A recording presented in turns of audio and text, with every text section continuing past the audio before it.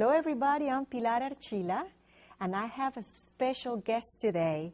I have Mr. Jimmy Allgood. He's the chairman for Allgood Pest Solutions.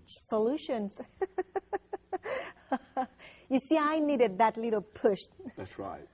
How are you today? I'm great. I hope you are. I'm doing wonderful. I'm sitting here with you. Like I said, I sent him a little email, and I said, to me, it's an honor. Well, I appreciate that. To be here with you. You know, when I think about someone very involved in our community and someone that I truly believe that cares, I think of you. Well, I appreciate that. I think we all, as citizens of our community, have an obligation to be a part of our community to make it better. Exactly, and if we live here... And anything we can do to make it better, we should. Exactly, and if we're here, it better be good. That's right. Who is your family? My family is my wife, Kathy, my son, Lanny, and his wife, Kate, and their two children, Sam and Parks. And then I have a daughter that is married, and we just found out she was expecting. Oh. Lives in Athens. That's Lindsay. And then I have a daughter that lives in Nairobi, Kenya. Oh, my Lauren. She's been over there for about a year. She's going to be there until August. She runs a NGO or non-governmental organization in Kenya, in Kibera, the slums of She's Kenya. a little bit too far for my...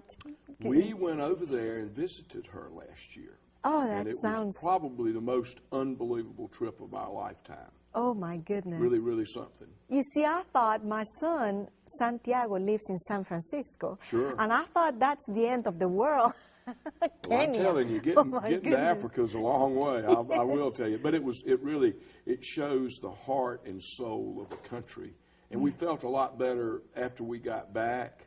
Yes. Seeing what Lauren did and seeing the Kenyan people and how good they were. It was really neat. So that's my family. That is your family. What a neat family, and I'm very excited for both of you and your whole family about the baby. Oh, we are too. Yeah, we're all very excited about that. What a wonderful news to start 2015. Very, very much so. But you know, Pilar, my grandfather started a grocery business here in 1896. Oh, my goodness. It was Tyndall Brothers Grocery, and it was R.L. Tyndall and Will Tyndall and Cordy Tyndall, and then my mother and father lived here, and then I've lived here. So we go back a good way. Were you born actually here? I was born in Dublin. Oh, my I was born in Coleman's Hospital in Dublin, which is not here now.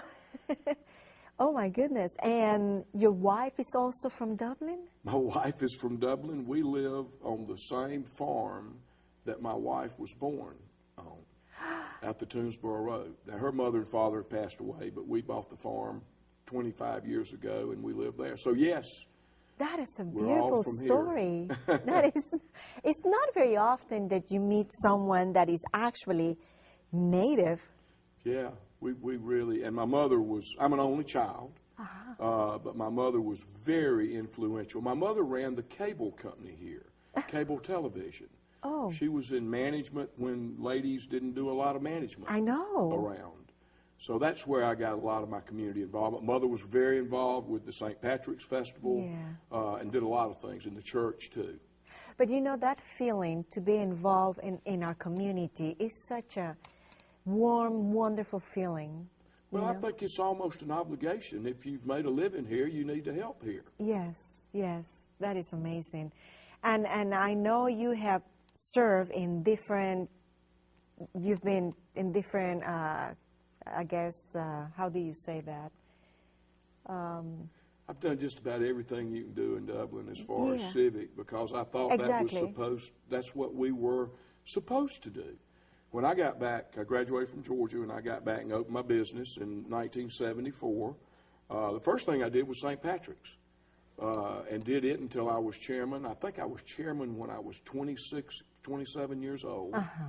And we always did things as we went along. I've been in the Rotary Club for a long time. Yes. Member of the church for a long time.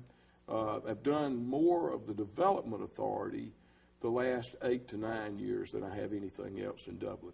Right, and now that you mentioned the Development Authority, why don't you explain to all of us that are not too familiar with that exactly what the Development Authority do? Now, well, I have a niece that is working there now. Well, and she is really good. I want you to know that. We all think a lot of her. The Development Authority is very simple. We try to find jobs for Lawrence Countyans. That's it. Our number one mission is jobs. All right. So meaning bringing new companies? Bringing new companies in. And this is not new in Lawrence County. This was going on 50 years ago. Oh, yeah. And we've had a great history of being recognized as a manufacturing hub. At one point, it was all textile. Right. And then we lost that. And frankly, about 8 to 10 years ago, we had to reinvent ourselves. So we did, along with the county commission, the city council, Willie, Cal Ray, and now Brad Lofton. We have really been recognized in our state, in the Southeast, for one, to bring jobs to. We just had a really nice prospect last week. And you know, you cannot talk to us you have to have these prospects in order to get one. You know, right, you got to have a lot right. of them. But Fred Williams is now our chairman, and Fred is he gets it. He's one of the folks that was not from Dublin, but he came in pretty quick and he jumped in, and he and Brad are making a great team. My goodness. Very much, and we have a lot of prospects, and you know, we've had a lot of announcements. We've had the announcements of Erdrich and Valmira and Denex. So we've got several others that we think will really make a difference in the community. And the unemployment rate's going down, right, which is very important. Where do you get those prospects? I mean, is there... That's a great question, and it's from... we don't shoot, and you know, here I can talk about shooting a gun because we're from Lawrence County. We don't shoot a rifle, we shoot a shotgun. The state brings us prospects. We have marketing initiatives that we are sent prospects that we have to address.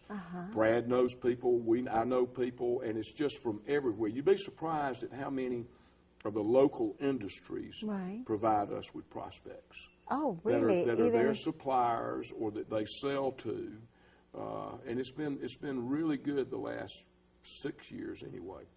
Yeah, I mean, I've seen that, and amazes me. You know, sometimes I think, you know, how do they do it? I mean, do they have like salespeople going out, you know, trying to bring people? But our governor's the #1 salesman for the state. Yes. I mean, we have economic development offices in Japan. We have them in Europe.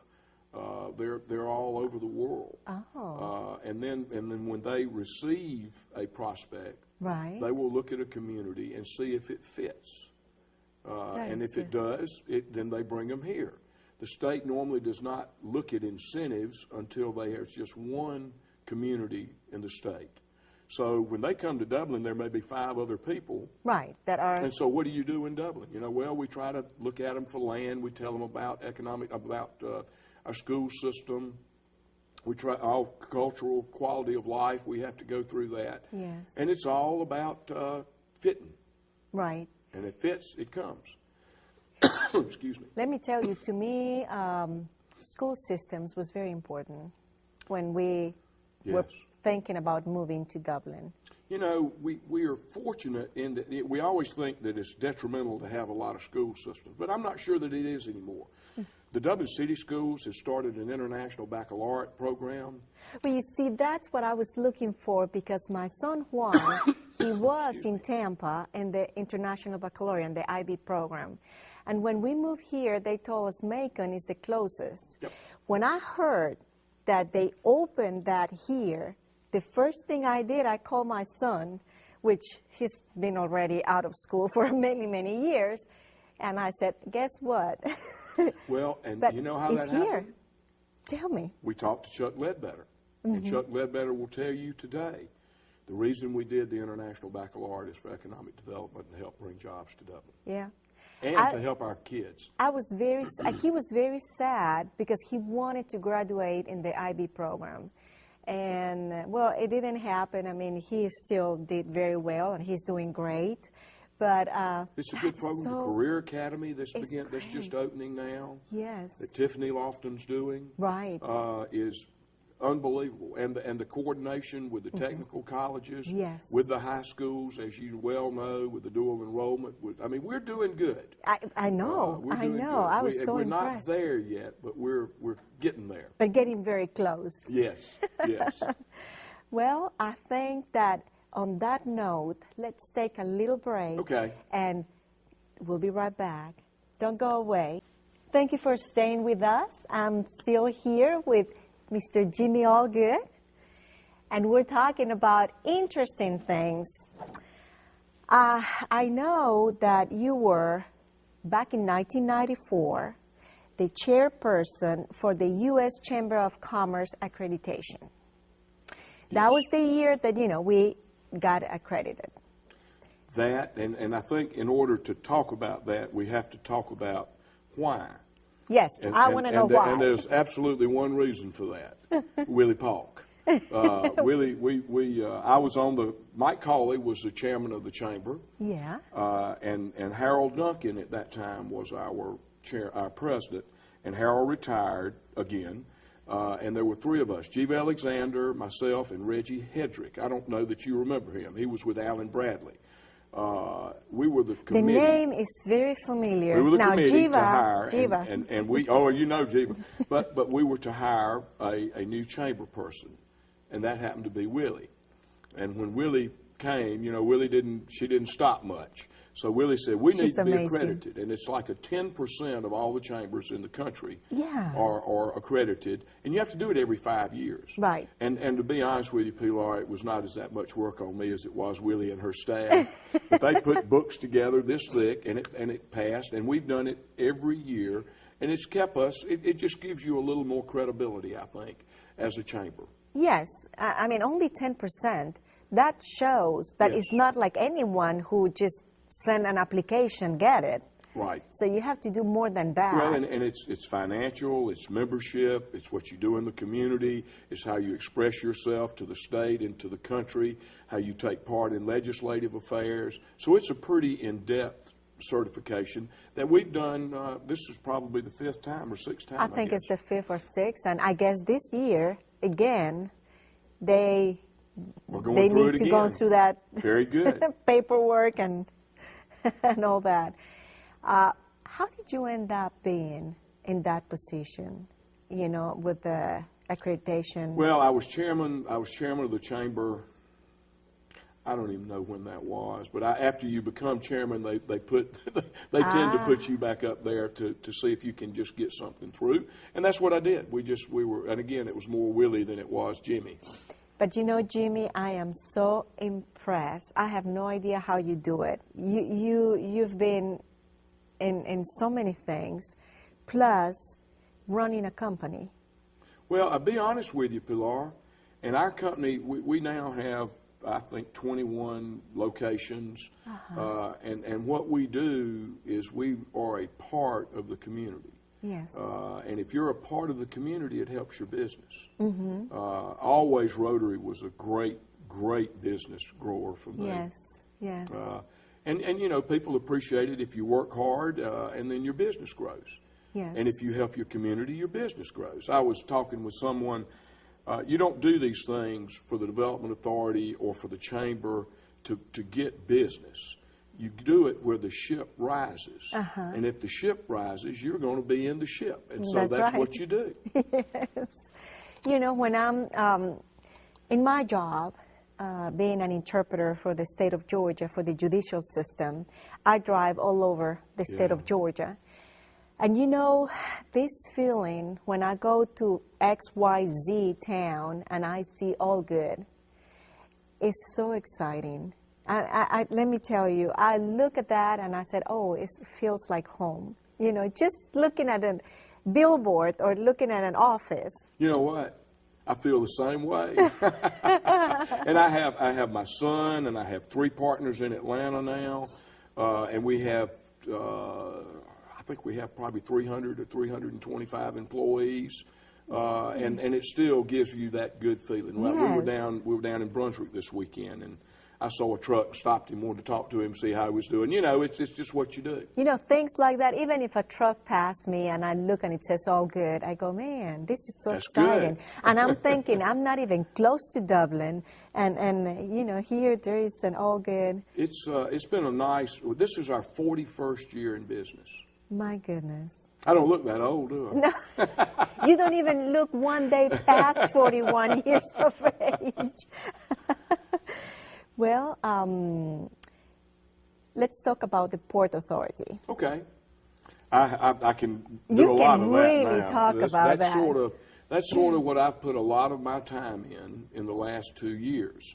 Governor Deal appointed me to that, and I spent about a year honestly just going down there and seeing what we had and the assets, and I had no idea, nor do a lot of people, I think, understand the depth of the Georgia Ports Authority. We have ports in Savannah and Brunswick. Right. We are the largest container port land-wise in the country, and that's 1,200 acres. We're the second fastest growing container port. We brought in 650,000 automobiles to Brunswick last year. Oh, wow. And they're on a pace to go beyond that this year. Oh, my goodness. Really an interesting thing that I don't think a lot of folks understand is we are almost 50-50 with exports and imports. So we almost send out as much as we bring in. And our number one export is, not surprising, it's agriculture and forest products. Oh, wow. Because that's what the state does. And the imports, what, cars or what is? We import it's everything. What's been a real unique situation is Atlanta gets about 30 to 40% of its goods and services from the West Coast still, because of Asia. It comes in through Asia. Right. Well, they've had a lot of problems over out in California with labor, and what's happened in the last 6 months is the ships have been diverted. They come through the Panama Canal, and the first port they call on... Very close to Colombia. Right. The first port they call on, though, Savannah. So our business is up in the container business 12 to 15% this year. Average growth in a container port is about 2 to 4%. So it's just been astounding. Oh, the car situation, you ask about imports and exports there. Mercedes exports from Alabama the SUVs they build. I was down there this weekend, and I went into a lot, and here are all these brand new Mercedes SUVs with steering wheels on the right side. They're going to Australia. Oh. So we send those there. We send Nissans overseas from Tennessee. What about BMWs from the Carolinas? Well, they're in South Carolina. Yes. So they probably ship from Charleston. But we have a BMW coming in place. It's an embarkation place in Brunswick. So they do bring BMWs in through here. We bring everything. I mean, we bring Porsche, we bring Jaguar, we bring Bentley, we bring, and then we also bring Kia, Hyundai, almost every car you can think about. That Colonel's Island terminal is about 1,200 acres also, and it's about halfway developed for that. So it's a really unique situation that we have. Goodness. But it's all dependent, just like our business, on who runs it. Yes. The man that runs our port is Curtis Foltz. He came down and spoke to the St. Patrick's Breakfast last year. Yes. And he is probably the top port man in the country, maybe in the world. Oh, my goodness. I mean, he's really that good. So that is just amazing, wonderful, good news for Georgia. It's about a $345 million business annually that makes about $130 or $40 million and puts back all of that money into capital into the business. Goodness. So it really is, and it provides, I think the statistics are direct and indirect jobs, 200 to 300,000 jobs. And you know, Jimmy is so close to Dublin. Helps. Yes. You know where all those trucks go when they leave Savannah? 60 to 70% of those trucks. I-16? I-16. Yes. And we have an unbelievable opportunity. My gosh, yes. We are just right in the heart of Georgia. I-16, only 2 hours from Savannah. I read an article yesterday that was saying the Savannah industrial warehouse vacancy is 5 to 6%, which is unbelievable. Yeah. So they've got to build a lot more vacancies. They've got to build a lot more warehouses. You've got to have distribution centers that come this way. Right. Most of the people that come and look at Dublin come up I-16. Of course. You know, that's what they want to do. Yeah. So it's been, I think Dublin is in a really good spot for that. We are in the perfect spot on that. We're going to take another short break. Okay. All right. Great. We'll be right back. Thank you for watching. I'm here with Mr. Jimmy Allgood. Well, we're getting very close to the end, and with you, time flies. I would love to know your own opinion. Why is so important to be a member of the Chamber of Commerce, even if you're just an individual, small company, medium, large, extra large? Obviously, when I joined the company, joined the chamber, I didn't have any employees. It was probably the second year I was in business, and I was located on North Jefferson Street. I had a little small office over there, and Guy Cochran's dad, Ben Cochran, called me. And he was on the board of the chamber, and the chamber was located right behind the city hall then. Okay. There was a little building. I mean, it's where the HR part is now, and that's where we were. We owned a lot back there. But Ben said, I said, Mr. Cochran, I don't have $65, which is probably what it was at that point. And he said, Jimmy, you can't afford not to do that. And I joined the chamber, and I'll be honest with you, the chamber is the unit that holds the business community together. Yes. And if you don't have somebody directing that, then business does different things, and we don't need to do that. We need to speak with one voice about our community, and the chamber has been able to do that and very successfully doing that. Yes. For many years now. And for many people and companies. Oh yeah. They have, I believe, they have helped a lot of companies and people, and they have a staff that is just amazing. I agree. Beginning with Miss Willie Park. Yes, yes. Oh, absolutely. Willie knows what to do and how to do it, and Willie is recognized throughout the state as a person that gets things done. Yes. And she, I mean... And she does. She has proved that to us. Very much. Well, it's been a pleasure having you here. Thank you very so much for accepting our invitation. Well, Willie told me to come. Yeah. So that's why I'm here. You see? You know, that's what Willie does. Every time that I need something done, I'm going to call Willie. It'll get done. It will be done. It will. Thank you, too, Laura. Thank you so much. Appreciate what you do here. It's good for us and good for our community. Thank you so much. Thank you. And thank you, all of you, for watching. And until next time.